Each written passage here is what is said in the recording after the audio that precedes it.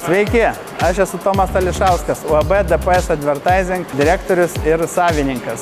Įmonė veikia jau 16 metų, atliekame reklamos gamybos, skaitmeninės spaudos, tiek mažo, tiek didelio formato paslaugas.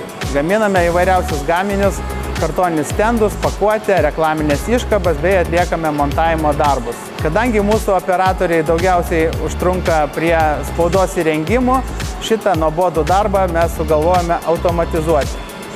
Kreipėmės į UAB Pakmarkas ir gavome sprendimą robotų pagalba tai įgyvendinti. Atliepiant kliento problemą, klientui buvo pasiūlytas sprendimas su 2 robotais ir 2 universaliais grėbtuvais. 2 robotai skirti sumažinti rankinio darbo bei padidinti gamybos našumą. Robotas Baigs 130 skirtas lapui paimti, padėti, apversti ir supozicionuotai padėti į spausdinimo stakles.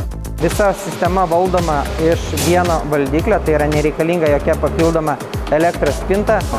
Antras mūsų įdiegtas robotas CP180 taip pat skirtas sumažinti rankų darbo, taupyti elektros energijos kaštus bei automatizuoti procesą.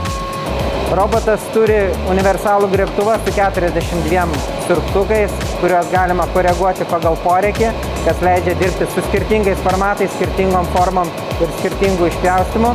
Roboto sistema suprojektuota be apsauginių tvorų, tai yra naudojamas šviesos užuolaidos. Jeigu turite panašių poreikių, rekomenduojame kreiptis į UAB Pakmarkas. Tai tikrai profesionalų komanda.